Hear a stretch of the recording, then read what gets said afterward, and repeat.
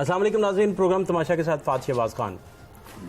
कितना बड़ा अलमिया है कि बच्चे लाहौर की सड़कों पर गैर महफूज हैं और उन वालिदैन के लिए ये क़यामत सुगरा से कम नहीं है। बहुत ज़्यादा केयर करने की ज़रूरत है। मौत बरहक है, इसमें कोई दूसरा डाउट नहीं है, लेकिन हमारे ज़िम्मे जो बचता है, इंसान के ज़िम्मे जो बचता है, वो एहतियात बचती है कि हादसात से अपने बच्चों को बचाया जा सके, ख़ुद भी बचा जा सके। अब यहाँ बसंत मनाने का कल्चर रहा, लोग पतंगबाजी करते रहे, वो आहिस्ता आहिस्ता आहिस्ता बदलते बदलते खूनी खेल में बदल चुका है। पुलिस उस पर काफ़ी कार्रवाइयाँ भी करती है, लेकिन कहीं ना कहीं से कोई ना कोई कातिल डोर जो है किसी न किसी मासूम कली की जान ले लेती है। अब बाइक पे वालिद बिठाकर बच्ची को साथ अगर लेके जा रहे हैं, किसी बच्चे को साथ लेके जा रहे हैं, तो वो लम्हात भी महफूज नहीं है। वालिद सबसे ज़्यादा प्रोटेक्शन देता है अपनी फैमिली को। वालिद जो है वो इस्तारा होता है किसी भी फैमिली की प्रोटेक्शन के लिए। कड़े से कड़े हालात में बच्चे सबसे पहले अपने वालिद को पुकारते हैं। उनको थोड़ी सी चोट लगे, छोटी मोटी आंच भी आए, तो सबसे पहले अपने बाप को याद करते हैं, उसको पुकारते हैं। और यहाँ सब कुछ उलट है।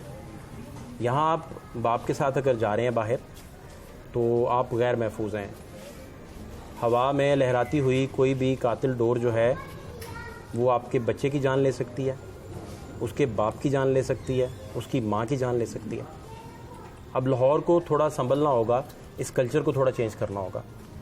आप जब 3-3 बच्चों को लेकर बाइक पे बाहर निकल जाते हैं, अब ऐसा किसी कानून में नहीं है कि आप बाहर ना निकलें, आपका राइट है, आपका राइट ऑफ मूवमेंट है, राइट टू एक्सेस है, ये सारी चीज़ें आपके राइट हैं। लेकिन अब आपकी अखलाकियात और आपकी तरफ से ख़ुद को तवज्जो देने, अपनी औलाद को प्रोटेक्ट करने, ख़ुद की जान बचाने जैसी जो ज़िम्मेवारियाँ हैं वो शुरू हो जाती हैं। क्या बीतती होगी उन वालिदैन पर जो अपने औलाद खो बैठते हैं, उसके बाद वो जी सकते हैं, जी पाते हैं? ये एक ऐसा सवाल है जिसका जवाब सिर्फ वही वालिदैन दे सकते हैं जिनके साथ ये बीतती है। देखने वालों को इन सारी चीज़ों से लेसन सीखने चाहिए, इससे पहले कि ये वबा, ये ख़तरा, ये सारा आपके हमारे घरों का रुख करे। अपने बच्चों को महफूज रखें, उनकी केयर करें। आप रोटी किसके लिए कमाते हैं? आप दिन भर जॉब किसके लिए करते हैं? आप खपते किसके लिए हैं? इस गर्मी में भी जाकर, इस पोल्यूशन वाले माहौल में भी जाकर मज़दूर मज़दूरी करता है, मिल मालिक जो है अपनी मिल चलाता है। दुनिया के जितने भी शोबे हैं उन सब से रिलेटेड लोग जो हैं अपने बच्चों की परवरिश के लिए, उन्हें बेहतर ज़िंदगी देने के लिए ये सारी सोबतें उठाते हैं, मेहनत करते हैं, रिज़्क़ कमाते हैं ताकि अपने बच्चों को वो आसान ज़िंदगी फ़राहम कर सकें। लेकिन अगर बच्चे आपके पास होते हुए भी गैर महफूज रहें और ज़रा सी बेहतियाती जो है आपसे आपकी खुशियाँ छीन ले और वो घराना उजड़ जाए, तो फिर क्या फ़ायदा इन सारी चीज़ों का? सबसे पहले क्योंकि इसका हो कुछ नहीं सकता इस सारी सोसाइटी में, आप घर घर जाके लोगों को समझाएं, उनको लेसन दें, सख्त उनके ट्रायल्स करें कि डोर पे पाबंदी लगे। पुलिस अपने हद तक कर रही है, कानून साजी नहीं है। अब अगर वालिदैन ने कोई इस पर मुकदमा दायर करना है तो वो किस पे करें? वो वही बात कि वो अपना फ़ोन जो है किस हाथ पे तलाश करें। तो बड़ा मुश्किल हो जाता है, बड़ा कठिन हो जाता है ऐसे वालिद से ये पूछना कि आपकी बेटी आपके पास नहीं रही, तो अब आपकी ज़िंदगी कैसी है? इसमें आप ये देखें कि दुनिया का मुश्किल तरीन काम ये है कि आप एक मज़लूम वालिद से ये बातें पूछें या उसके दिल के तासुरात पूरी कौम के सामने रखें, या उसके जो दिल के फफोले हैं, जो ज़ख्म हैं, वो आप पूरी कौम के सामने रखें। दुनिया का सबसे मुश्किल तरीन काम है उस वालिद के लिए बताना, और प्रोग्राम तमाशा की टीम के लिए उनसे ये पूछना। मेरे साथ फातिमा बेटी के जो हैं वो वालिद हैं इस वक्त मौजूद। अस्सलाम वालेकुम। छोटा भाई भी फातिमा, ये कुछ अरसा फातिमा जो है वो स्टेबल भी रहीं हॉस्पिटल में जी, लेकिन कल उनकी हालत फिर बिगड़ी और वेंटिलेटर पे चले गई। जी। तो क्या वजूहत बनी? तो ट्रीटमेंट में कोई मसला बना या? ट्रीटमेंट में पहले 2 दिन बिल्कुल वो ठीक थी। तीसरे दिन डॉक्टर ने हमें आके सुबह कहा कि ये काफ़ी बेहतर है। रोड पे डॉक्टर आए, उन्होंने कहा ये बेहतर है, अब इसे दूध भी दें। पीडियाश्योर दूध मंगवाया और उन्होंने पानी वगैरह भी देने को कहा। उसके बाद हमने वो दिए हैं। उसके बाद उसकी जो हार्ट बीट थी वो तेज़ होना शुरू हो गई है और उसका सांस जो था वो करना शुरू हो गया। वो एक टेस्ट था, डॉक्टर लिख के भी गया हुआ था, लेकिन वो नर्सों ने करवाया ही नहीं। जब वो करवाया, वो शाम को करवाया, तो उसकी जो हार्ट बीट में मसला आ रहा था फेफड़ों में, उससे नमूनिया का लामत हुई थी। वो नमूनिया की वजह से उसकी हार्ट बीट भी ख़राब हो गई हुई थी और वो भी सांस में भी उखड़ना शुरू हो गया था। वो कह रहे थे कि ये दूध की वजह से हुआ। फिर दूध तो उन्होंने बंद कर दिया, लेकिन उसके बाद हालत संभली नहीं। उन्होंने उसके बाद उसे वेंटिलेटर पे लगा दिया। अच्छा, आप कह रहे हैं कि वो टेस्ट की असेसमेंट अगर टाइम पे हो जाती तो बचत का रास्ता निकल सकता? बचत का ज़रूर रास्ता। स्टेबल थी उस टाइम। मेरी बच्ची है, देख रही थी, आंखें खोल रही थी, हर चीज़ को पहचान रही थी, बातें कर रही थी इशारों से। वो ने जो उसका इंजेक्शन लेट लगा, फिर जो नमूनिया का था, शायद उसी वजह से वो लेट हो गई हो। अगर वो टाइम पे लग जाता, नमूनिया की वो अलामत इतनी शिद्दत ना पकड़ती जो बाद में, क्योंकि उसके सबसे ज़्यादा वो नमूनिया ने उसकी जो ना सांस में प्रॉब्लम करना शुरू कर दी। उसकी सांस और हार्ट बीट उसकी ठीक आई नहीं थी बाद में। उसकी वजह से उसकी तबीयत ख़राब से मज़ीद ख़राब होती गई। ये वाक़या किस दिन हुआ? 14 अगस्त को हुआ? 14 अगस्त को। मैं वाक़या कैसे हुआ? ये क्या हुआ? मैं बच्चों के साथ हंसी खुशी बाइक पे गया हूँ। रास्ते में एक ही दम दौड़ आई है। दौड़ आपको नज़र आई? दौड़ नज़र नहीं मुझे आई। मुझे जब नज़र आई, मैंने पकड़ के पीछे करके तोड़ने की कोशिश की, डोर टूटी भी नहीं। मेरे साथ एक और लड़का बाइक पे जा रहा था, उसके भी गले पे ये डोर लगी थी। और जब मैंने वो डोर फेंक दी पीछे तोड़ के, उसके बाद नीचे देखा तो मेरी बच्ची के ब्लीडिंग सारी हुई थी। उसके बाद वो मैंने उसकी जब गले पे हाथ रखा तो ब्लीडिंग बहुत ज़्यादा थी। फिर मैंने कपड़ा बांधा उसे और मुंशी हॉस्पिटल ले गया। मुंशी हॉस्पिटल लेके गया हूँ। मुंशी हॉस्पिटल वालों ने आपसे कितने फासले पे था उस वक्त? वो तकरीबन 5 मिनट के ड्राइव पे था मुंशी हॉस्पिटल, इसलिए मुंशी में इमरजेंसी पे ले गए। अच्छा। लेकिन मुंशी में उनके पास वो ट्रीटमेंट नहीं थी। उन्होंने फिर हमें मेयो अस्पताल भेज दिया था। उन्हें कहा ये सर्जिकल का मसला तो उधर ले। फिर हमारी बच्ची 2 घंटे वहाँ पड़ी रही है बेड पे, और ना उनके पास डॉक्टर था सीनियर, ना वो सर्जिकल का सर्जन था। शायद वो उस दौरान जाते ही ऑपरेट हो जाता तो बच्ची की कंडीशन कुछ और होती, क्योंकि उसका ब्लड बहुत ज़्यादा जा रहा था। लेकिन वो डॉक्टर सुनते नहीं है। वो यही कह रहे थे जी अंदर ऑपरेशन हो रहा है। पहले वो लेके गए, फिर उन्होंने ज़ख्म देखा, फिर वो हमें कहते सर्जन आएगा। वो सर्जन तकरीबन 2 घंटे बाद सर्जन आया। फिर उन्होंने ऑपरेट शुरू किया। कितने बजे गए? म्यू हम तकरीबन 7 से 7:30 बजे गए। वो भी सर्जन आए हैं रात को तकरीबन 11 बजे, 10:30 11 बजे। 3 घंटे का। अच्छा। 2-2.5 घंटे का वक्फा था। वो भी मीडिया पे चला था, तो फिर सर्जन पुलिस वगैरह आई, फिर किसी ने ऑपरेट को वहाँ मेरी बच्ची नहीं, वहाँ तकरीबन कई ऐसे पेशेंट होते हैं जिनका टाइम पे ऑपरेट ही नहीं होता और उनके बच्चों की डेथ हो जाती है। अगर शायद टाइम पे ऑपरेट हो तो बच्चों की कंडीशन भी हो, मौत बरहक है, लेकिन अपनी तरफ से एहतियात का दम नहीं छोड़। अब हमारे डॉक्टर ऊपर से वो बताते भी नहीं है, ऊपर से बदतमीजी करते हैं। अब एक बंदे को पता ही नहीं है रूम कहाँ है, जाना कहाँ है, अगर वो पूछ लें वो आगे से बदतमीजी करते हैं। पूछने वाला वहीं चुप रह जाता है और ट्रीटमेंट वो करते नहीं है। कई डेथें ऐसी हो जाती हैं, वो अपनी डेड बॉडी फिर वो एंड में वही है कि जो अल्लाह को मंजूर पे हम छोड़ देते हैं। लेकिन अगर यही चीज़ें हम टाइम पे कर लें तो बहुत से लोगों की जान बच सकती है। आप कह रहे हैं कि अगर बहुत सारी चीज़ों की नेग्लिजेंसी अगर दूर की जाती तो इंसान अपनी पूरी बेस्ट एफर्ट करके तो ज़िंदगी बचा सकता है। बिल्कुल ऐसे ही, कोताही उसमें ना हो। बिल्कुल ऐसे ही है। अच्छा, लेकिन चंद दिन जब स्टेबल रही तो आप तो पूरा उम्मीद थे कि ये बिल्कुल बचत हो पूरा जाएगी। उम्मीद थे हम। 2 दिन वो बिल्कुल स्टेबल रही, बातें करती थी, होश में थी, इशारों से बातें करती थी, जो चीज़ उसे चाहिए वो मांगती थी। वो एकदम जब हमने उसे पीडियाश्योर दूध दिया, दूसरे दिन डॉक्टर ने हमें कहा कि ये ठीक है, इसे उठा के बैठाएं भी और लेटाएं भी, तो हम भी रिलैक्स हो गए, ये अब काफ़ी बेहतर है। लेकिन जब हमने उसे दूध दिया, वो दूध की वजह से उसे निमोनिया हुआ है, तो उसके बाद वो स्टेबल ये बच्चों को मामूल में आप इसी तरह लेके बाहर निकलते थे या उस दिन कुछ स्पेशल उसने जिद करके जाना नहीं, चाहा? उस दिन वो मैं आगे बैठाता ही नहीं था बच्ची को। उस दिन वो स्पेशल जिद करके ही आगे बैठी। आपको इसका खदशा होता था कि कुछ मसला ना हो बिल्कुल जाए? ऐसे ही है, बाहर जाते हैं कुछ ना कुछ इन चीज़ों का मसला रहता ही है। टीवी में सुनते हैं कि हर दूसरे दिन ये हादसे होते हैं। मतलब आप ज़हनी तौर पे पहले से अलर्ट थे कि खुदा ना खास्ता मैं आगे बिठाऊंगा तो इस तरह का कोई वाक़या ना हो जाए? बिल्कुल ऐसे ही है, क्योंकि टीवी पे बंदा न्यूज़ पे सुनता ही रहता है, हर दूसरे दिन ये वाक़या। उस रोड पे मेरी बच्ची से कुछ दिन पहले भी वाक़या हुआ है, उधर का SHO सांदे का मुअत्तल भी हुआ है। वो बताते हैं कि उस बच्चे की तो वो डोर की वजह से गर्दन ही वहीं कट गई थी। हाँ जी, ये पिछले दिनों वाक़या हाँ हुआ। जी, तो ये अगर एक वाक़या नहीं है, ये कितने वाक़या उस रोड पे।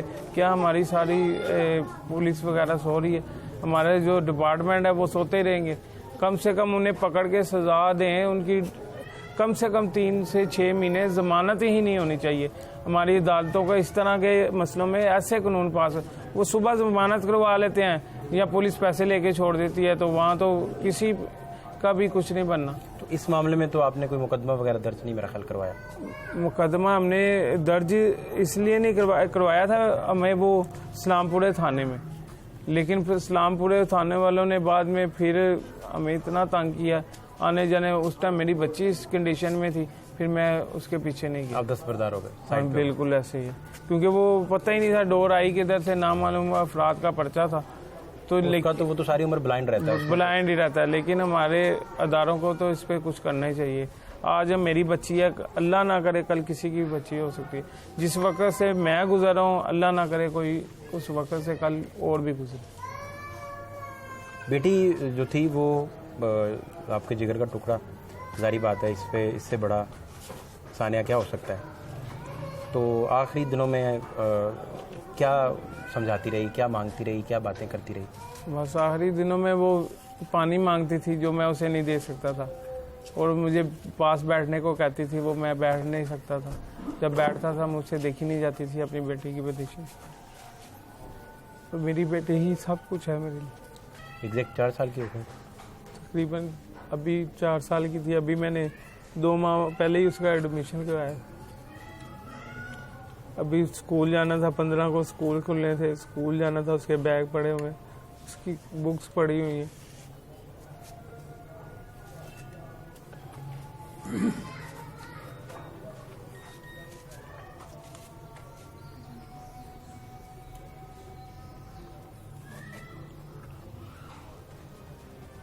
और एक बेटा भी है आपका?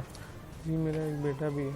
बेटी बड़ी थी? बेटी मेरी बड़ी थी, वो 4 साल की थी। बेटा मेरा 2 साल का। तो लाडली भी सबसे ज़्यादा वही होगी? बिल्कुल, बहुत ज़्यादा लाडली थी वो, पूरे घर की बहुत ज़्यादा लाडली थी। बेटी मेरी बहुत प्यारी थी, अच्छी थी, हर टाइम मेरे से अटैचमेंट थी उसकी। आप जब घर आते थे तो जब मैं घर आता था, मेरी बाइक की आवाज़ सुन के वो पहले ही मेरे घर का दरवाज़ा खोल देती थी।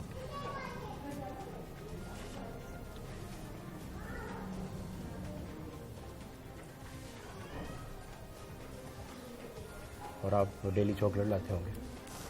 बिल्कुल, चॉकलेट लेके भी जाती दफ़ा भी लेके जाते थे, रात को लेके भी आते थे।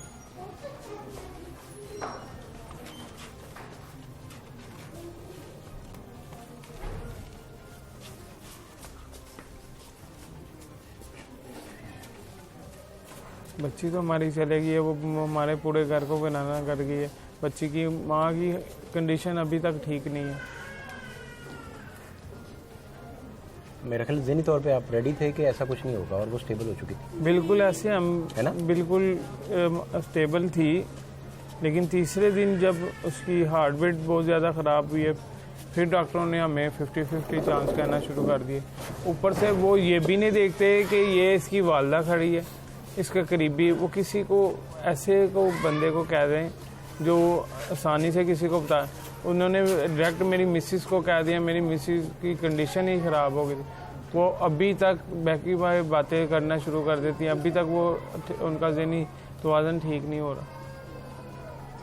डायरेक्ट इतला डॉक्टरों ने उन्हें दे दी कि हाँ, डायरेक्ट बचने के चांस कम है। उन्होंने बिल्कुल आपकी बच्ची की कंडीशन बहुत ख़राब है। उसने रोड पे डॉक्टर आया था, उसने पूछ लिया, उसने डायरेक्ट कहा, वहाँ की नर्सें डायरेक्ट मरीज़ को कह देती हैं कि ये आपकी कंडीशन ठीक नहीं है। हाँ, इससे तो सुनने वाले को हार्ट अटैक हो सकता है, वो जो जान से जा सकता है, बिल्कुल जा सकता है। क्या बेटी बताती थी क्या बनना चाहती है? कभी बात हुई इस मौजू पे? बेटी मेरी उसे पता था कि वो बड़ा हो के क्या बनना है? बच्चे अक्सर बात करते हैं पापा से, या पापा उसे बताते हैं कि बेटा तुमने बड़े होके ये बनना है? मेरी बेटी डॉक्टर बनना चाहती थी। वो आते जाते अल्लाह पाक से दुआ करती थी कि मैं बुक्स लूँगी, मैं पढ़ूँगी, टीचर मुझे कैंडी देंगी, मैं फर्स्ट आऊँगी। वो मुझसे रोज़ यही बातें करती रहती थी, मैं स्कूल जाऊँगी, मैं अच्छे नंबर लूँगी, वो मुझे गिफ्ट देंगे, डॉल लेके देंगे। वो डेली रूटीन में ये मुझसे बात करती रहती थी। तो मैं उससे यही कहता था कि बेटा स्कूल खुलेंगे तो हम स्कूल जाएंगे। बाकी सारा दिन मामूलात में कार्टून वगैरह देखते रहना शुगल था उनका? शौक उनका कार्टून देखते रहती थी वो। और खिलौनों से खेलना? खिलौनों से खेलती थी, उन्हें संभालती भी बहुत ज़्यादा थी। हर चीज़ संभाल के उसने लैदा केबन में अपना बनाया हुआ था, वहीं संभाल के रखना है। बैग में निकालनी, अगर वो 10 बार बुक निकालनी पड़ी है, 10 बार उसने पहले उसमें डालनी है, बाहर नहीं रखनी कोई भी चीज़। बेटियां जो हैं वो उनकी मोस्टली आदत है घर में, बहुत सारे सुनने वाले भी इस बात की तस्दीक करेंगे कि वो छोटे छोटे टेडी बियर्स या गुड़िया लेके मेरा बेबी है, ऐसे ही है, इतना संभालती हैं। बिल्कुल ऐसे ही है ना? बिल्कुल ऐसे ही है। उसे मैंने गुड़िया भी ला के दी थी, टेडी बियर था, और गेमें थी, वो खेलती थी और संभाल के रखती थी। कभी फास्ट टाइम उनके साथ भी सो जाती थी। जू भी मैं लेके गया, हाँ जी बिल्कुल लेके गया था जू भी। अब फिर जिद कर रही थी तो मैंने कहा था ये मौसम चेंज होगा, मैं आपको। फर्स्ट टाइम जब आप उसे जू लेके गए तो क्या यादें आपकी, क्या उसका रिएक्शन था? तो बहुत ज़्यादा हैप्पी थी। अभी मैं मोबाइल में आज भी बैठ के उसकी जू की तस्वीरें देख रहा था।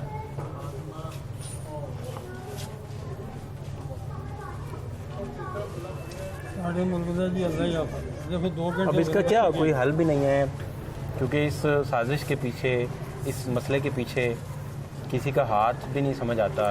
लेकिन हाथ नहीं समझ आता, नामालूम। मेरी बेटी तो चले गई, लेकिन कानून अदारों को, हमारी हुकूमत को ऐसे इक़दाम करनी है, अदालतों को ऐसे इक़दाम करने चाहिए, कम से कम किसी और की बेटी या बच्चा तो ना जाए।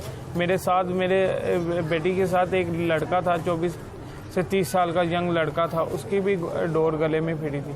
वो भी मैं वो अस्पताल में पहले इमरजेंसी में गया था, बाद में हमें पता चला था वो CMH शिफ्ट हो गया। वो बचत हो गई उनकी? हाँ, उनकी बचत काफ़ी थी, लेकिन उनका भी ब्लड काफ़ी। वो डोर उन्हें भी फिरी? उन्हीं भी जो आपने? हाँ जी बिल्कुल, पहले इकट्ठी फिरी है। और बाइक पे कौन कौन था जब आप जा रहे थे? मैं था, मेरा बेटा था, मेरी बेटी थी और मेरी वाइफ थी। अच्छा, पूरी फैमिली बाइक पे चले गई? हाँ जी बाइक पे थी, मैं इनके नानों के घर जा रहे थे।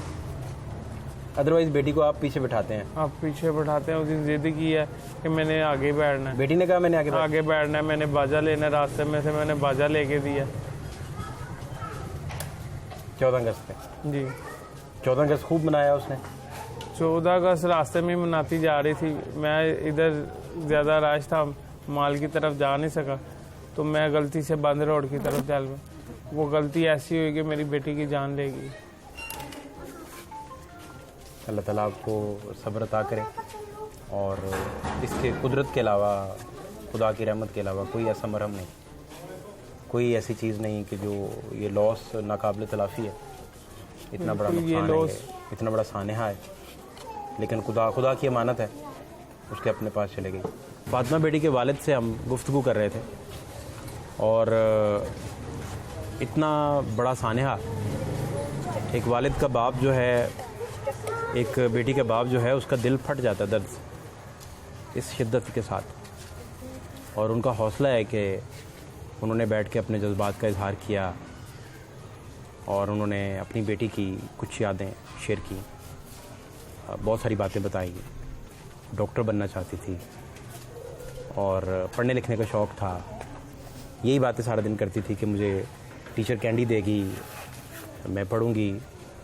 चिड़ियाघर जाने की यादें, और बच्चों में जो बड़ा खूबसूरत सा एक जेलसी फैक्टर होता है कि नहीं बाबा आप अबू बकर से ज़्यादा प्यार करते हैं, मुझसे कम प्यार करते हैं।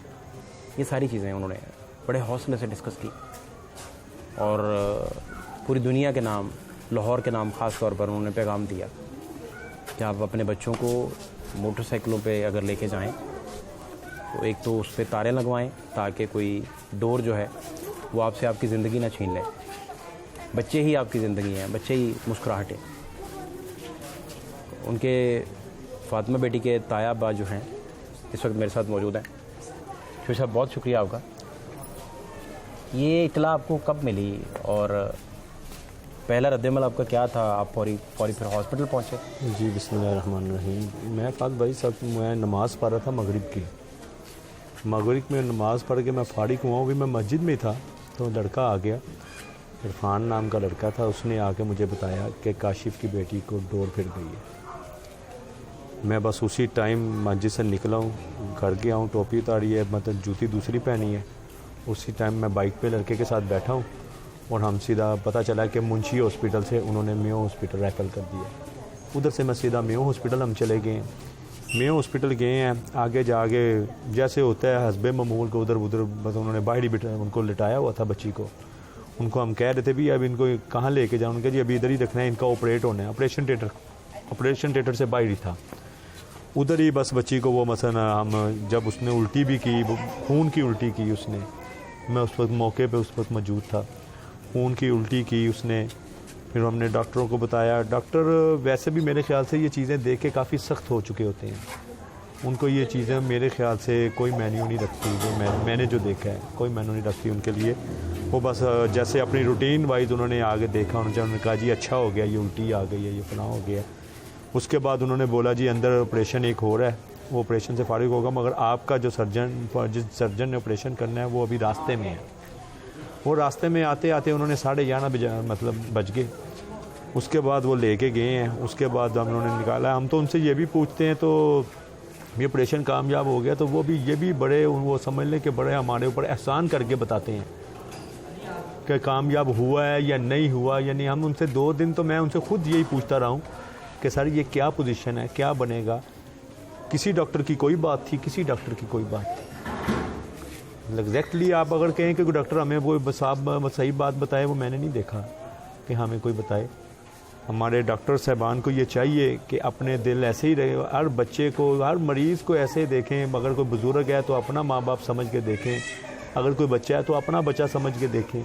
जब अपना बच्चा समझ के वो देखेंगे तो मेरे ख्याल से उनको ज़्यादा दिलचस्पी के साथ वो ये काम करेंगे। अगर वो रूटीन वाइज ही अगर ये समझते रहेंगे तो उनकी नज़रों में तो रोज़ कितने आते हैं, कितने जाते हैं। फिर मैं उसके बाद दूसरा वो एक लड़का साथ जो हुआ था, वो शाहजेब नाम का लड़का था जिसको डोर फिरी थी। मैं फिर उसकी इमरजेंसी दूसरी, ये तो बच्चों की इमरजेंसी में थी ना फातिमा, वो बड़े मतलब दूसरी बड़ों की इमरजेंसी में था। मैं उधर गया, मेन इमरजेंसी जो है, मैं उधर गया तो उधर जाके उसका पता किया, मगर डॉक्टरों ने मुझे बताया जी नहीं, उसने अपनी मर्ज़ी के साथ कहा जी मैंने इधर से इलाज नहीं कराना, मैं CMH जा। मैंने कहा जी वो ठीक थे? उनका जी ठीक थे, मतलब पट्टी उनको बंधी हुई थी, मगर उन्होंने अपनी मर्ज़ी से डिस्चार्ज हुए हैं, वो CMH चले गए हैं। अल्लाह बेहतर जानते हैं, वो जो मोबाइल नंबर लिख के उधर दे के गए, हमने रब्ता किया उस नंबर पे, मगर वो मोबाइल ऑफ मिला है जब भी मिला है। अल्लाह बेहतर जानते हैं, अल्लाह उनको सेहत दें। मैं तो ये कहूँगा उनके क्या हालात हैं क्या नहीं वो हमें नहीं पता, ये जो हालात हैं ये आपके सामने हैं।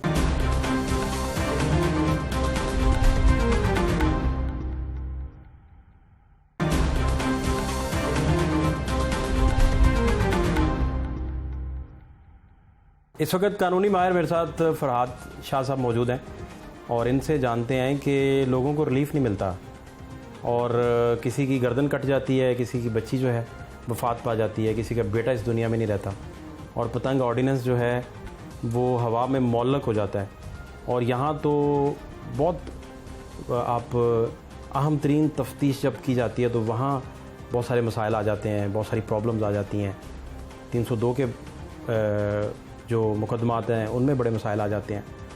तो बेसिकली मौजू यही है कि अवाम को रिलीफ़ कैसे मिल सकता है, और ख़ास तौर पर खेल जब खूनी हो जाए और वो तफरी ना रहे तो फिर गवर्नमेंट का क्या काम है, हाकिम वक्त का क्या काम है। शाह साहब बहुत शुक्रिया आपके टाइम के लिए। शाह साहब मैं आपसे ये जानना चाह रहा हूँ कि पतंग ऑर्डिनेंस का तो वजूद कोई नहीं है, हवा में मुअल्लक है, नामालूम लोगों पे आप डोर फिरने का मुकदमा कर देते हैं, दैट्स ऑल, और अगले दिन जमानत हो जाती है। क्या किया जाए, हल क्या? बेसिकली हाँ साहब देखें, सबसे पहली बात यह है कि हमारी जो कानून साज असम्बली हैं जिनका काम है लेजिस्लेशन करना, वो लेजिस्लेशन नहीं कर रही, बाकी हर चीज़ कर रही है। अब देखें ऑर्डिनेंस 2001 चल रहा है जो आपका काइट फ्लाइंग के हवाले से है, डेंजरस काइट फ्लाइंग का। उसकी अगर आप सज़ा उठा के देखें तो वो 3 महीने तक सज़ा है और 15,000 रुपये तक जुर्माना है। और फिर उसके अंदर वर्ड यूज़ हुआ है कि 3 महीने तक सज़ा या जुर्माना या दोनों। अब नॉर्मल कोर्स में होता ही है कि लोग 500-700 हज़ार रुपये जुर्माना करवाते हैं, उससे जान छुड़वा लेते हैं। और ये जो FIR दर्ज की जाती हैं ये इसलिए दर्ज नहीं की जाती कि किसी बच्चे की गर्दन काट गई है या कोई बच्ची जान से चली गई है।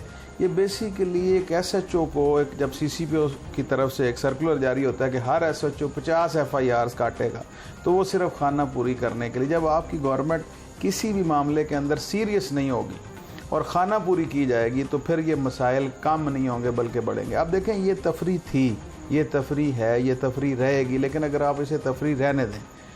केमिकल डोर, तंदी, ये बेसिक चीज़ें। अब ये देखें कि क्या हुकूमत को नहीं पता कि ये कहाँ पे फ़रोख्त हो रही है, ये आपको नहीं पता कि ये डोर कहाँ पे लग रही है, या कौन से लोग इस डोर के इस घिनौने कारोबार के साथ लिंक्ड हैं, ये सब पता है। जैसे इस शहर के अंदर नारकोटिक्स बिक रही है, जैसे इस शहर के अंदर जुआ करवाया जा रहा है, जैसे इस शहर के अंदर बाकी जराइम पेशा लोगों की पुष्ट पनाही की जा रही, बिल्कुल इसी तरह से इस जुर्म को या इस खूनी खेल को पूरे तरीके से प्रोटेक्शन दी जाती है, जिस वजह से आए रोज़ हम वाक़यात सुनते हैं। और ये डोर इस स्पीड से काटती है आपके गले को, गर्दन को, कि वो उसका बचना जो है वो पॉसिबल नहीं होता, क्योंकि लॉस ऑफ ब्लड हो जाता है और लॉस ऑफ ब्लड की वजह से लोगों की जान चली जाती है। अब आपका क्वेश्चन इसलिए इम्पॉर्टेंट है कि इसका हल कैसे निकाला जा सकता है। इसका हल इस तरह से निकाला जा सकता है कि आप लेजिस्लेशन जो है, मतलब एक आदमी आपको फ़ोन पे कहता है कि मुझे 25 लाख दे दो वरना मैं तुम्हारे बच्चे को उठा के ले जाऊँगा, उसको आप 7 ATA में सज़ा दे रहे हैं, उसको आप लाइफ इम्प्रिजनमेंट दे रहे हैं, डेथ सेंटेंस दे रहे हैं और ATA में उसका केस चला रहे हैं। और इसके अंदर क्या है, जिसके अंदर उसने बच्चे की जान ले ली है उसको आप 3 महीने सज़ा दे रहे हैं, 15,000 जुर्माना दे रहे हैं। तो ये बेसिकली आपके कानून का लेकुना है। आपके मुल्क के जो आइली कवानीन से रिलेटेड तो हम बहुत बातें करते हैं कि शरीयत के अगेंस्ट हो गई है, जो आपके कवानीन ऐसे स्टेट लॉज हैं जो कि हमारी रोज़मर्रा ज़िंदगी के साथ इंटरलिंक्ड हैं, उनके ऊपर आप कभी भी सीरियस है ही नहीं। मुझे हुकूमत, मतलब ये हुकूमत हो, इससे पीछे की हुकूमत, देखें 2001 से लेकर अब तक कई हुकूमतें चेंज हो गई, कई पार्टीज़ आ गई, मतलब आप बड़ी बड़ी पार्टीज़ उठाएं, लेकिन कोई भी पार्टी इस पर सीरियस नज़र नहीं आई, क्योंकि लेजिस्लेटिव असम्बली का जो काम है वो नहीं किया जा रहा। और अभी तक आप ऑर्डिनेंस पे चल रहे हैं। देखें ये खान साहब 2 चीज़ें, एक एक्ट है, दूसरा ऑर्डिनेंस है। और एक्ट आपका उस वक्त आता है जब हाउस उसको पूरे तरीके से डिस्कस करने के बाद पास करता है। मतलब क्या हुआ कि 2001 से लेकर आपका अब तक कोई ऐसा हाउस ही नहीं हुआ जिसके अंदर आप इस इतने सीरियस इशू को ले सकें कि लोगों की जाने जा रही है, हम इस पर कानून साजी करें। आप ऑर्डिनेंस को चलाई जा रहे हैं। और फिर सितम ज़रीफ़ी ये है कि हमारे मुल्क के अंदर आपने गुर्दों का स्कैंडल सुना कि जी गुर्दे बाहर से लोग आ रहे हैं और यहाँ से गुर्दे उनके, तो जब FIR दर्ज करने लगे तो SP ने दूसरे SP से पूछा कि ये इसकी क्या ऑफेंस बनता है, तो उसने कहा जी आप इस तरह करें, चोरी की FIR काट दें, इसने इसका गुर्दा चोरी किया। तो ये सब जनरली बात में कर रहा हूँ। क्या कर रहे हैं आप स्क्रीन पे बैठ के? जनरल बात आपको बता रहा हूँ। और उसके बाद फिर आपका ह्यूमन ऑर्गन्स ट्रांसप्लांट एक्ट आया। ओह माय गॉड, जनरल मैं आपको बात बता रहा हूँ। अब मुझे ये बताएं कि ये कितना मज़ाक़ खेज है कि आप नामालूम डोर के ऊपर मुकदमा दायर कर दें, और कितना मज़ाक़ खेज है और कितना बड़ा तमाशा है उन पेरेंट्स के साथ जिनके आंसू सूख गए हैं शाह साहब रोते हुए। हाँ सर, मैं हमेशा ये समझता हूँ कि किसी के आंसू देख के ना आपको उस गम का, उस दुख का आपको नहीं अंदाज़ा हो सकता जब तक आप उस सिचुएशन से नहीं गुजरते। देखें बात ये, हमें सिर्फ और सिर्फ ना आज गम वो लगता है जो मीडिया पे आ जाता है, आज गम वो लगता है जिसकी न्यूज़ ब्रेक हो जाए या सोशल मीडिया पे कोई चीज़ वायरल हो जाए। मैंने खुद देखे हैं इस किस्म के पेरेंट्स जो इंसाफ लेने के लिए आए, लेकिन क्योंकि इन्वेस्टिगेटिंग एजेंसी, हालांकि आपके शहर के अंदर 14 अरब रुपए खर्च किया गया सेफ सिटी के हवाले से, ये बात नहीं है कि आप उनको ट्रैक आउट नहीं कर सकते, लेकिन आप सीरियस नोट पे उनको प्रोसिक्यूट करना ही नहीं चाहते। अगर आप प्रोसिक्यूट करना चाहें और आप एक आदमी को भी निशान इबरत बना दें, आप ट्रैक आउट कर लें और उसको सजा दिलवा दें, तो बिल्कुल ये चीज़ें रुक सकती हैं। आपके कहने का मतलब है कि अब आप प्रॉपर लेजिस्लेशन हो, सोसाइटी भी रोल प्ले करें। जी बिल्कुल, सोसाइटी को रोल प्ले करना चाहिए। माँ बाप को घर में पता हो कि बच्चा पतंगबाजी करने लगा है, तो ये जब बो काटा होगा तो ये किसी की जान लेगी। हाँ साहब, कैसे ये पॉसिबल है कि मेरा बच्चा अगर छत पे पतंग उड़ा रहा है तो मुझे ना पता हो? कैसे ये पॉसिबल है कि मेरा बच्चा तंदी वाली डोर और केमिकल वाली डोर खरीद के ले आया है? देखिए आज हमारा सबसे बड़ा प्रॉब्लम ये हो गया कि हम जॉइंट फैमिली सिस्टम से बाहर निकल गए। इसमें मेरा काउंटर सवाल जी, आप तो एक मायानाज वकील हैं, कानूनी माहिर हैं, सिविल सोसाइटी से आपका ताल्लुक है, इंसाफ लेके देना आपका काम है। हाँ, ऐसे घराने जहाँ 10 रुपये फ़ीस देने के नहीं है लोगों के पास और तरपाल डालते हैं दरवाजे पे, दरवाज़ा नहीं है। जी बिल्कुल ठीक है, पर्दे का उन्होंने इंतजाम किया। एक छत के नीचे 8 जी हैं, वो बच्चों को कहाँ देखते हैं सारे दिन के, कहाँ गए कहाँ नहीं गए? ये तो आप उन लोगों की पोश एरियाज की बात कर रहे हैं जिनको बात पता है। ये है कि आपकी बात को मैं सेकंड करूंगा। आज प्रॉब्लम गुर्बत का नहीं है, आज प्रॉब्लम इस बात का नहीं है कि एक छत के नीचे 8 लोग बस रहे हैं। आज प्रॉब्लम है कम्युनिकेशनल गैप का। आपकी नस्ल का अपने बच्चों के साथ एक गैप हो गया। एग्री। ठीक है, उसकी बहुत बड़ी वजह यह है कि बच्चा और आपका वो बॉन्ड ही नहीं रहा, क्योंकि महंगाई की वजह से मदर भी वर्किंग है, फादर भी वर्किंग है। और आज हम बिल्कुल इस बात को समझते हैं कि हमने बच्चे को अच्छी एजुकेशन दिलवा दी है, उसको हमने स्मार्टफोन ले दिया, वो क्या वाईफाई तजावीज़ हैं? आखिरी सवाल शाह साहब, क्या तजावीज़ हैं? कोई तंदी लगाता पकड़ा जाए, तांबे वाली गुड्डी उड़ाता पकड़ा जाए, क्या इस पे देखें जब तक मैक्सिमम क्या आप होना उसे चाहिए? पकड़ लें उसकी सज़ा ज़्यादा 3 महीने है, आप उसे पकड़ लें उसकी ज़्यादा सज़ा 15,000 रुपये। बात यह है जब तक आप लेजिस्लेशन नहीं करेंगे, जब क्या तक लेजिस्लेशन होनी चाहिए? लेजिस्लेशन प्रपोजल क्या है? देखें, अगर एक आदमी के एक अमल से किसी की जान चली जाती है, मतलब एक आप गाड़ी चलाते हैं रैशली, उसमें एक बंदा चला जाता है, उसमें सज़ा देखें क्या है, उसमें दियत की रकम देखें क्या है, इसके अंदर आप सज़ा 3 महीने रख रहे हैं, आपको हाँ, ये सज़ाएं तो बढ़ानी आप पड़ेगी। रेप्लिका ले लेना। जी बिल्कुल, आपको ये तो गाड़ी चलाने का रेप्लिका ले लेना। बिल्कुल इसी तरह कोई भी ऐसा काम जो आपका कत्ल बिल सबब बन जाए कि आपके इस गलत काम की वजह से किसी की जान चली जाए। लेकिन इसमें कानूनी सवाल पैदा होगा कि आया इस डोर से कोई मरा भी कि नहीं?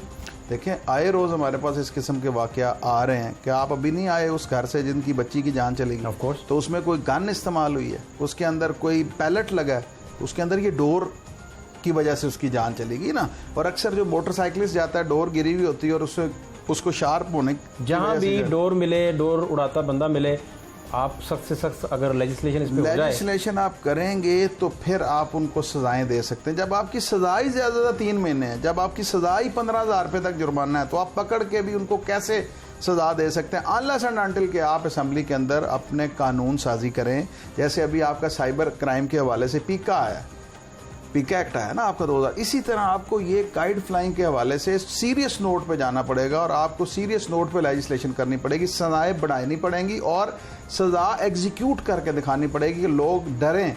देखें ये सजाएं डेटरेंस के लिए होती हैं कि लोग घर बैठ के सोचें कि अगर हमारे घर से तंदी उड़ाता बच्चा पकड़ा गया तो उसको सजा हो जानी है। तो ये चीज़ें करनी बड़ी ज़रूरी है। बहुत शुक्रिया शाह साहब, थैंक यू सो मच।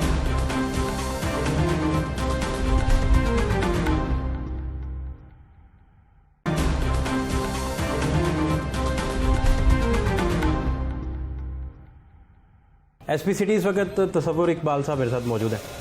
बहुत शुक्रिया आपके कीमती टाइम के लिए। मुझे सबसे पहले तो आपसे ये जानना है कि डोर फिरती है, घर उजड़ जाता है, पुलिस अपने तौर पर बेशुमार काविश भी करती है और बहुत सारी जगहों पे पुलिस की दौड़ें लगी रहती है। इसमें जब तक सोसाइटी रोल प्ले नहीं करेगी, पुलिस तो अकेली कुछ कर नहीं सकती।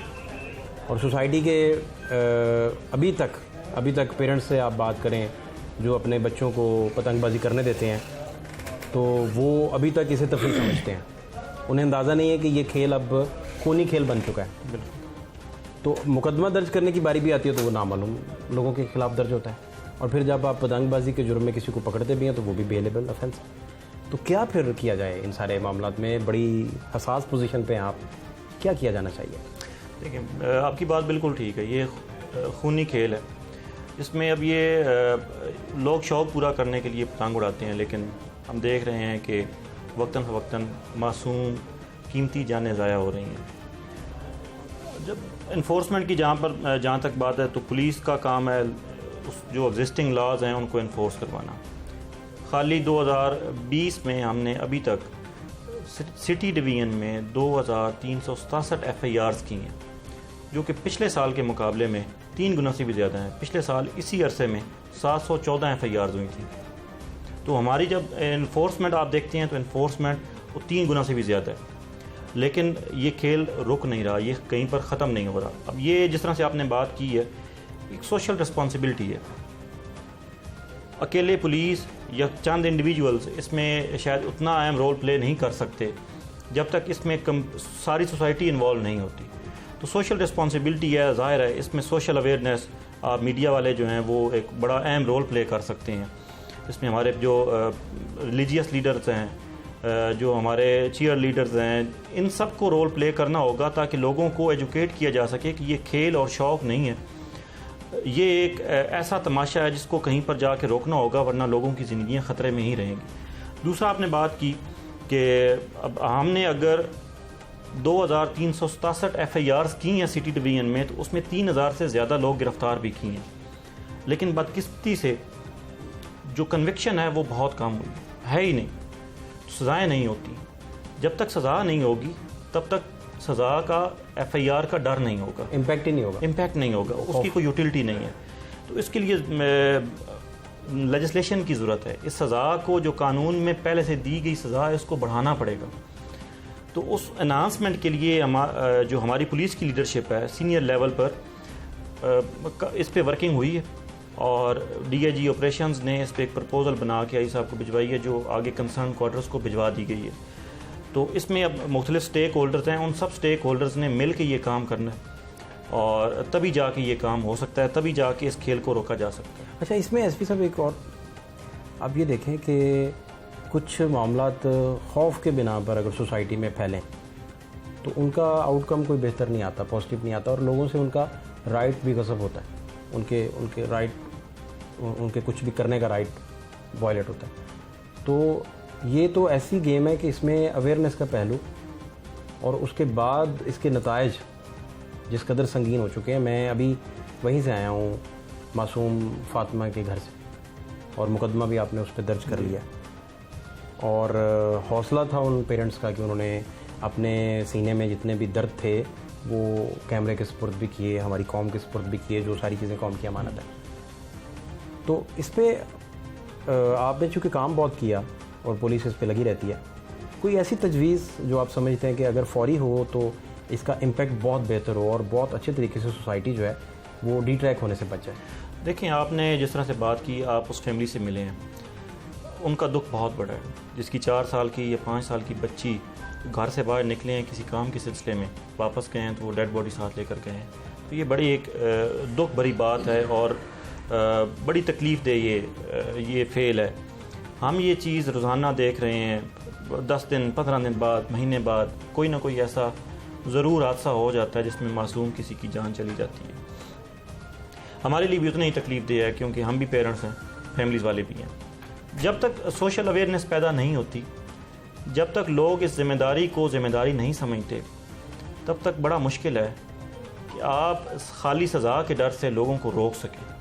क्योंकि और भी बहुत सारे ऐसे काम हैं जिसमें खाली सज़ा तो बड़ी हार्श है, लेकिन इसके बावजूद वो काम हो जाते हैं, सज़ाएँ होती हैं। लोगों को समझना होगा कि उनकी ज़िम्मेदारी है, उनके भी बच्चे हैं, और ये उन्होंने इस ज़िम्मेदारी से वो दबरा होना है, इस ज़िम्मेदारी को पूरा करना है। तब जाके शायद ये जो खेल है ये रुके, तब ये लोगों की जो गर्दनें कट रही हैं, बच्चों की, बड़ों की, तो शायद ये इसमें कमी है। बहुत शुक्रिया आपका। आप गुफ्तगू सुन रहे थे जी, और सबसे बड़ा रोल है उन पेरेंट्स का जो बच्चों को मना नहीं करते पतंगबाजी करने से। अब हो सकता है ये डोर जो नामालूम है वो पेरेंट्स भी सुन रहे हों जिनके बच्चों की वजह से आज फातिमा की जान गई है। और आने वाले दिनों में बहुत सारे इस तरह के अलमिए हो सकते हैं। एक बाप के लिए, एक माँ के लिए इससे बड़ा सानिया नहीं कि उनकी मासूम कली उनसे छीन ली जाए।